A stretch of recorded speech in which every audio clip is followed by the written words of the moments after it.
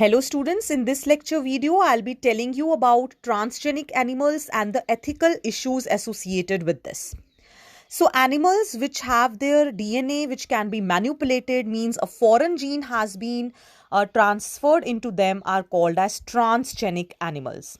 So there are transgenic rats, rabbits. So maximum of the transgenic animals are mice. Now what can we benefit by using transgenic animals? One is to study the normal physiology and development. Suppose we want to study a factor called as insulin-like growth factor, and we want to study what it does in the body. What we are going to do, we will introduce this gene and alter and study its different effects in transgenic animals, so that we will come to know that if this gene is manipulated, if some alteration is there, then how it affects the mice. So similar manipulations, if done in humans, can also affect humans. So kind of this study can be extrapolated. Next is study of a disease. Suppose we want to come up with different treatments of the disease. What we will do? We will introduce the disease causing gene in transgenic animal and see what treatment is effective on it. Another is producing biological products like human protein alpha-1 antitrypsin, which is used to treat emphysema. Similar attempts were there for treating phenylketonuria and cystic fibrosis. And first transgenic cow, Rosie, which produced human protein enriched milk, which is alpha-lactalbumin. That was nutritionally very advantageous for human babies. So these biological products can also be used for that production. Next is vaccine safety. So to check the safety of vaccines before they are used on humans, the transgenic animals can be used for this purpose.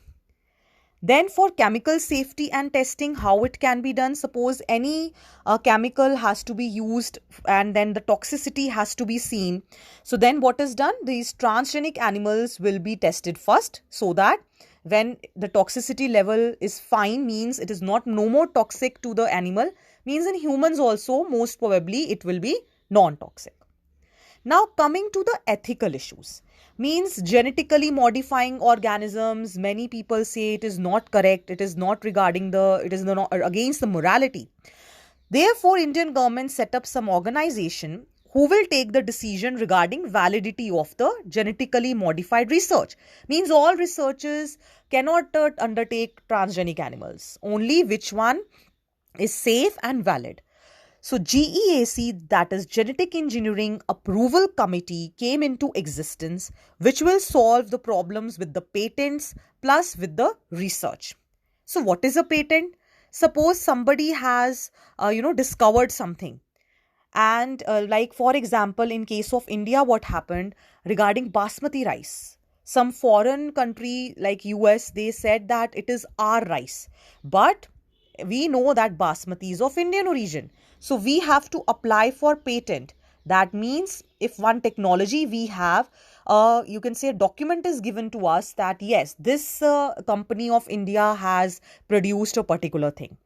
So this will take into consideration the biopiracy, which is the term used to tell that the bioresources by multinational companies without authorization, they cannot take it. So for that authorization, the Indian Patents Bill also came into existence, where it was, these are also part of ethics, that we cannot, like a thief, we cannot take any technology without the permission. And we cannot label that it is ours. Like the basmati rice, for its unique flavor, we know in US what happened, they crossed this basmati rice with different varieties. So and said that basmati rice belongs to us. But we know that basmati rice is of Indian origin. You can manipulate it after our permission. Similarly, our Indian traditional herbal medicines like turmeric, neem, so different patent applications after this was seen, so that the injustice is not there. If somebody has to take the technology from us, the proper compensation has to be done. So exploitation of bioresources was, avoided by using this ethical issue, as well as by our Indian Parliament, which released the Indian Patents Bill, so that it is a good initiative for research and development.